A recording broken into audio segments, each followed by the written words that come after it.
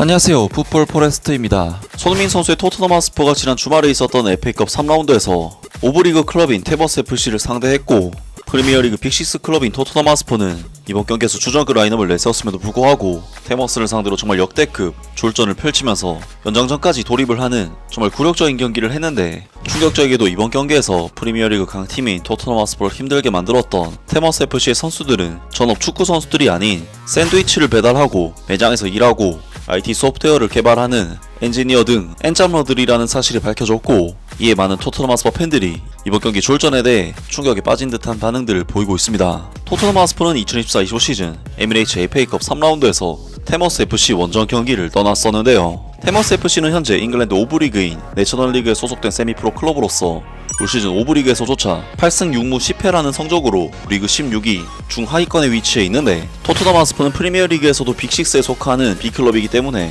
5부 리그 하위권 팀과의 이번 경기는 사실상 토트넘 하스퍼가 지는 게 더 어려울 정도로 선수단 퀄리티의 격차가 거의 극단적인 수준의 경기라고 할 수가 있었습니다. 하지만 토트넘 하스퍼는 이번 경기에서 보다 확실한 승리를 위해 거의 주전 라인업에 가까운 선발 명단을 오브리그 테머스를 상대로 꺼내 들었고, 이때까지만 하더라도 엔제 포스테코글루 감독의 선택은 도저히 이해하기가 힘든 선택이라고 할 수가 있었습니다. 그리고 경기가 시작되자 토트넘 하스퍼는 인조잔디라는 환경 때문인지 토트넘 선수들이 생각보다는 구장에 적응하지 못하는 모습을 보였고, 토트넘 하스퍼는 약간은 얼어있는 그라운드 상태와 인조잔디 등 낯선 환경에 상당히 애를 먹는 초반 경기력을 보였습니다. 물론 토트넘 하스퍼는 이번 경기에서 테머스를 상대로 압도적인 전력 차이를 통해 거의 대부분의 볼 소유권을 가져가면서 지배적인 경기를 펼쳤고, 양팀의 전반전 볼점률이 무려 8대2 가까이 나오는 수치가 나올 정도로 토트넘 하스퍼가 당연히 경기 주도권 자체는 가져가는 경기를 했지만, 토트넘 하스퍼는 이번 경기에서 잔디 이슈 때문인지 기본적인 빌드업 자체가 잘 되지 않는 모습을 보였고, 선수들의 계속된 패스 미스들이 발생을 하면서 공격 찬스를 거의 만들지 못했는데요. 사실 잔디라는 것은 선수들이 뛰면서 적응할 수 있는 부분이기 때문에 경기 시간이 지날수록 토트넘 하스퍼 선수들도 어느 정도 경기력이 올라오는 모습을 보였지만, 토트넘 하스퍼는 전반전을 0대0으로 마친 뒤 후반전에 돌입을 했음에도 경기 상황을 바꾸지 못했고, 심지어 참다 못한 엔제 포스테코글루 감독이 도미닉 솔랑키 선수를 투입하는 결정을 내렸음에도 경기 상황을 바꾸지 못하면서 결국 토트넘 하스퍼는 오브리그 테머스와 90분 동안 승부를 내지 못하면서 0대0의 스코어로 연장전에 돌입하는 안 그래도 휴식이 필요한 토트넘에게는 정말 최악의 상황이 벌어지고 말았습니다. 그리고 심지어 토트넘은 연장전 시작과 동시에 손흥민 선수와 데안 클루세프스키, 제드 스펜스 선수까지 투입을 시키면서 완전한 풀 주전으로 오브리그 테머스를 상대했는데요. 그리고 확실히 인조잔디에 대한 이해도가 있는 손흥민 선수는 교체 투입되자마자 영향력을 발휘해내면서 오늘 경기에서 선발 출전한 선수들과는 다른 경기력을 보여줬고, 손흥민 선수는 첫 번째 자책골과 두 번째 데안 클루세프스키 선수의 득점에 직접적인 관여를 해내면서 이번 경기 승리를 이끌어냈고, 토트넘 하스퍼는 이후 터진 브레넌 존슨 선수의 쐐기골까지 더해 3대0으로 승리를 결정지을 수가 있었습니다. 정말 토트넘으로서는 이번 경기 스코어가 3대0이라는 꽤 큰 차이로 끝났음에도 오브리그 팀을 상대로 90분 동안 승부를 내지 못해 연장전에 진입을 했다는 것 자체가 굴욕적인 내용의 경기가 아닐 수 없었는데, 토트넘 하스퍼의 오늘 경기 내용은 아무리 잔디에 대한 이슈가 있다 하더라도 오브리그 팀을 상대로 보여준 경기력으로는 정말 턱없이 부족한 경기력이었습니다.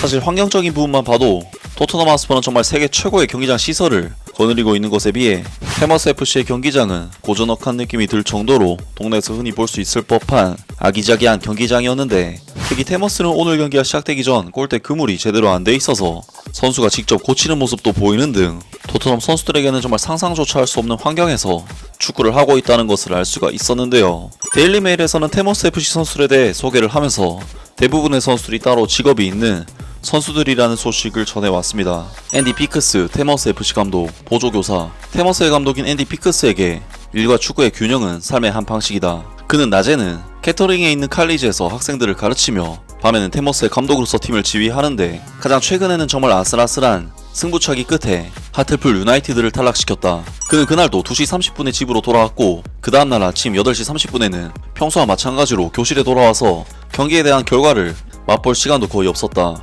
그럼에도 불구하고 테머스 감독은 팀이 대회에서 다음 단계로 진출하고 토트넘 하스퍼와 같은 팀과 경기를 하게 된다면 잠을 포기하는 것 정도는 기쁘게 생각한다. 그는 스퍼스와 가족관계가 있기 때문에 그에게는 더 큰 의미가 있다고 말했다. 그의 장인은 스퍼스의 열렬한 축구 팬이고, 그의 의붓딸 역시 토트넘 하스퍼의 열렬한 팬이다. 자스피리 싱, 테머스 FC 골키퍼, 건물 측량사, 하틀풀 유나이티드와의 경기에서 승부차기 영웅이었던 자스비르 신 골키퍼는 건축 측량사다. 벤 밀레스, 테머스 캡틴, 재정 전문가. 한때 제프리 슐럽과 함께 레스터시티 아카데미를 졸업한 테머스의 주장 벤 밀레스는 현재 재무 자문가로 일하고 있다. 테머스가 제공하는 시설은 벤 밀레스가 레스터시티 유스 시절 겪었던 일과는 거리가 멀다. 테머스의 홈 구장인 램그라운드의 홈 및 원정팀 드레싱룸에는 중앙 난방 시설이 없고 작은 히터만 있으며 샤워 시설도 심각하게 부족하다. 헤이든 홀리스, 수비수, 체스터필드 FC 아카데미 코치. 테머스의 용감한 선수단 중에서 헤이든 홀리스는 아마도 가장 뛰어난 축구 경력을 즐겼을 것이다. 그는 노츠 카운티에서 시작해서 논리그 수준으로 내려가기 전까지 여러 프로 클럽들에서 뛰었다. 노츠 카운티에서 뛰는 동안 홀리스는 갈라타사라이와의 친선 경기에서 첼시의 레전드 디디에 드록바를 마크한 적도 있다. 홀리스는 팀 동료들과 훈련을 조율하는 한편 코치로도 활동하고 있으며 현재 체스터필드의 U18 코치를 맡고 있다. 톰 톰크스, 미드필더, 샌드위치 사업가. 빌스턴에서 샌드위치 회사를 운영하는 사업가인 톰크스는 수비수들에게 온갖 문제를 일으키는 놀라운 장거리 스로잉 실력을 자랑한다.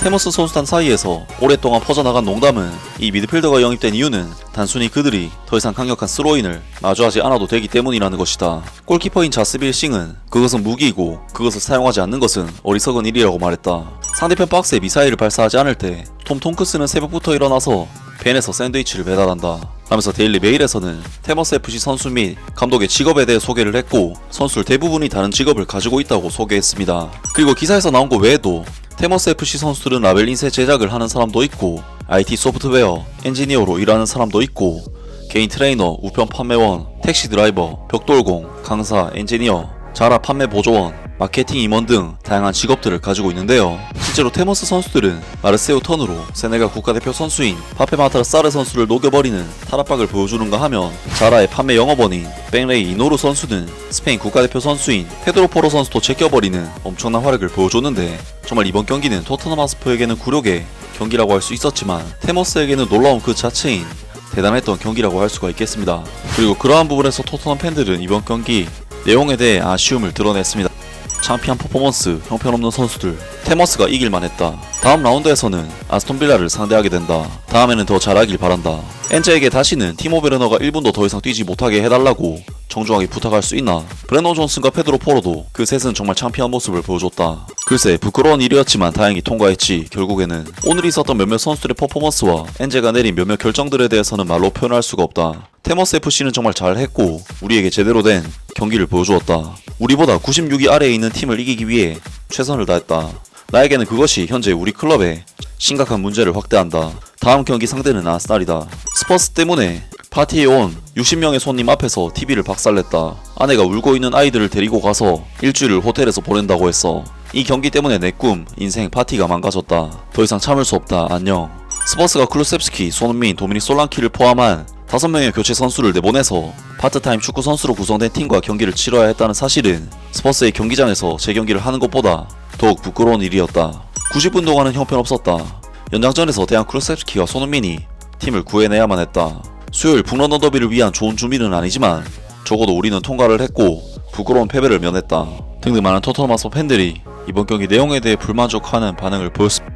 정말 이번 경기는 양민혁 선수의 데뷔전이 성사되지 않았다는 부분에서 아쉬움이 있는 경기였지만 주전 선수들을 투입해 체력을 소모하면서 확실한 승리를 노렸던 토트넘에게는 휴식을 취하지도 못하고 그렇다고 해서 시원하게 결과를 얻지도 못한 너무나도 아쉬운 경기였습니다. 아무튼 오늘 영상은 여기까지고요. 영상 재밌게 보셨다면 구독과 좋아요 그리고 댓글 부탁드립니다. 감사합니다.